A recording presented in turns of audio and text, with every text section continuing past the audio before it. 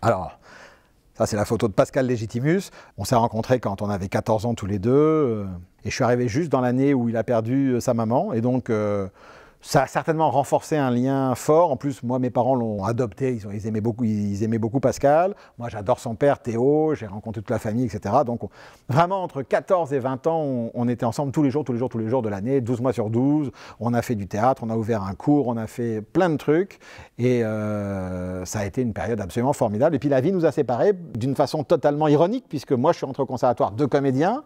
Lui, il n'est pas rentré. Et lui, c'est devenu un comédien reconnu. Et moi, je ne suis pas du tout devenu comédien, je suis devenu metteur en scène. Donc comme quoi le conservatoire ne fait pas forcément les bons choix. Sauf que moi j'ai été super heureux au conservatoire. Puis ça m'a permis de rencontrer un autre très très bon ami qui s'appelle Didier Bourdon, qui a été mon meilleur ami. Et puis c'est moi qui ai fait rencontrer Pascal et Didier. Ça c'est la photo du village dans les nuages, où je jouais Honoré Binjard. Et ça c'était... comment il s'appelait Christophe Isard, voilà, Christophe Isard, avec qui on avait bien sympathisé, qui m'avait donné un personnage qui revenait régulièrement dans le village. Ça, c'était un bon souvenir, c'était très sympa. J'étais le franchouillard comme ça qui montait, et en plus c'était à l'époque où c'était à la SFP, dans les anciens studios des Buttes de Chaumont, et ça c'était une ambiance formidable. Mes origines, mon père est arménien, voilà, donc je suis 50% français et 50% arménien, et à la fois c'est pas quelque chose qui a été primordial dans ma vie, le fait que mon père soit arménien, et à la fois, c'est quelque chose qui nous relie tous un peu entre nous, parce qu'on a quand même un lourd passé, que ce fameux génocide toujours pas reconnu par la Turquie, qui a été très très très meurtrier. Lui, toute la famille est née à Istanbul, c'est donc des Arméniens de Turquie. Et donc papa est parti de Turquie parce que ce n'était pas un pays dans lequel il se sentait culturellement bien. Donc c'est pour ça qu'il est venu en France. Et à chaque fois qu'on se croise avec les Arméniens du métier, de Jackie Nersessian, à Gérard Loussine qui joue en ce moment avec Russo dans la pièce que j'ai mis en scène, qui est arménien aussi, il y a quand même voilà, une reconnaissance, même si au quotidien elle n'est pas présente à 100%. Ah, alors ça c'est très très bon souvenir, ça c'est une photo des trois filles, Michel Bernier, Mimi Mathy, Isabelle de Botton, avec qui on avait fait un spectacle formidable qui s'appelait Le Gros Navion. C'était l'histoire de trois filles qui voulaient partir autour du monde et Bernier, elle squattait une sorte de garage qui se transformait en tous les pays du monde. Ils se retrouvaient dans un hélicoptère sous la neige, ils se retrouvaient suspendus à un fil à linge, donc il y avait les trois filles qui rentraient vraiment suspendues à 2 mètres de hauteur avec un fil à linge, avec des grosses pinces à linge. Enfin, il y avait un univers et le spectacle a vraiment bien marché et ça a été vraiment formidable. Et puis moi, c'est vrai que j'ai suivi Mimi, puisque après je l'ai mis en scène dans un one-man show qui était au Splendide. Et puis après, on a fait les fameux Nounou, pas comme les autres. Mais c'est vrai que on a découvert Mimi en tant que comédienne et puis sur une histoire formidable. Le lieu que je préfère dans un théâtre. Alors, tout. J'aime tout le théâtre dans sa globalité parce que chaque lieu a une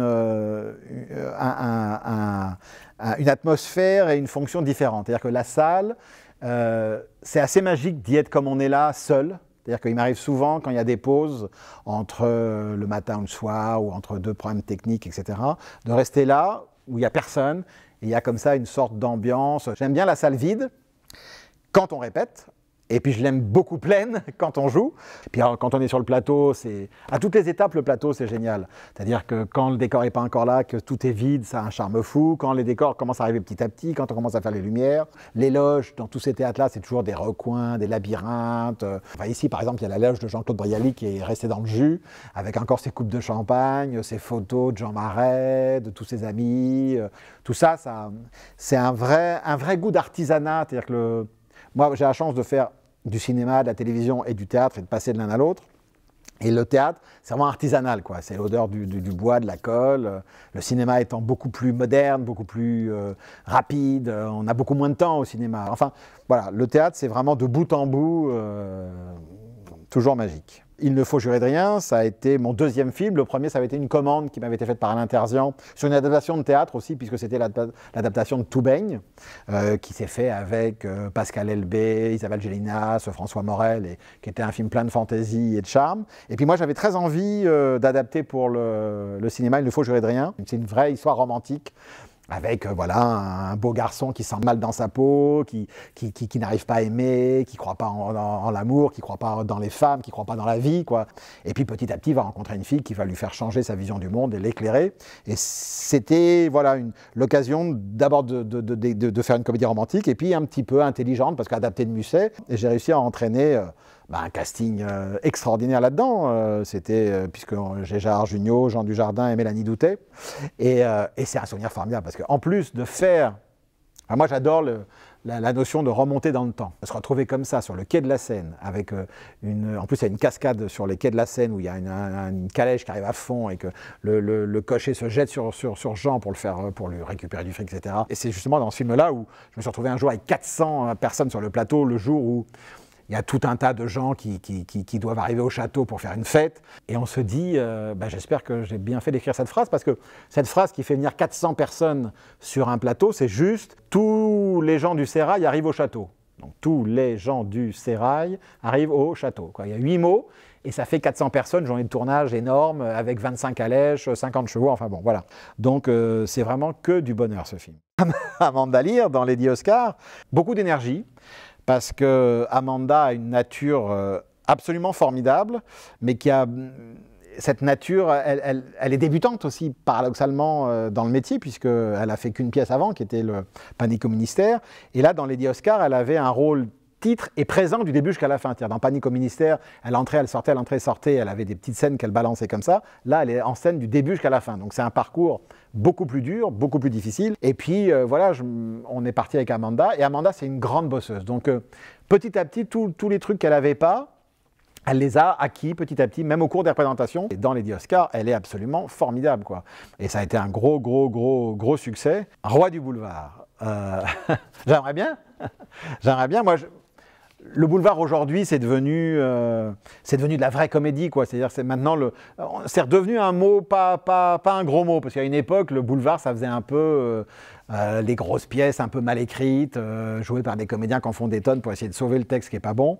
Or maintenant, ce théâtre-là, il ne peut plus exister. Le public est devenu trop exigeant, il a trop d'offres, trop de demandes, donc les comédies, elles doivent être mais top niveau, quoi. Moi, je me souviens, j'avais monté une pièce qui s'appelle Espèce menacée, qui était avec Gérard Jugnot et Martin Lamotte. Et je les avais suivis un jour, je m'étais assis au fond de la salle, et puis j'ai vu devant moi, 2-3 rangs, une sorte de monsieur assez imposant, qui était visiblement un paysan, parce qu'il avait des mains qui faisaient 5 fois les miennes, voilà, une peau très brûlée par le soleil. Et puis il avait, vous savez, ce genre d'hommes qui, quand ils disent rien, quand ils font rien, sont très durs. Et moi, je surveillais du coin de l'œil, et je me dis, tiens, lui, là, il arrive, il était vraiment une sorte de masse, une sorte de rocher comme ça. Je dis, tiens, lui, qu'est-ce qui va se passer dans le spectacle? On savait au bout de la 3e ou 4e minute ou 5e minute, on avait un effet, le premier effet énorme. Il y avait déjà quelques rires avant, mais on savait à cet effet-là quelle serait la salle. C'est-à-dire qu'on sent une salle si elle est très réceptive, très forte, etc. Et donc cet effet-là, c'était un peu notre thermomètre. Et donc, sur les premiers trucs, les petits effets, la salle rigole, mais lui, non. Il reste très... Et ce premier effet-là arrive, et là, tout d'un coup, le bonhomme, il éclate de rire, et tout d'un coup, ce visage qui était un visage très dur, ça devient un visage d'enfant. Et là, je me suis dit, ben voilà, vraiment, c'est pour ça que je fais ce métier-là. Ben, le mot de la fin, voilà, c'est un spectacle qui marche, c'est ce qui nous rend le plus heureux, c'est ce qui est le plus difficile à obtenir, mais on se bat tous vraiment avec une énergie et un cœur pour l'avoir, ce fameux succès. Mais le succès, c'est donner du plaisir, et que ce plaisir-là rende les gens heureux. Moi, j'ai vraiment envie de donner un tout petit peu de sourire, de joie, 1h30 de légèreté, de champagne. Et si on réussit ça, c'est le plus beau cadeau.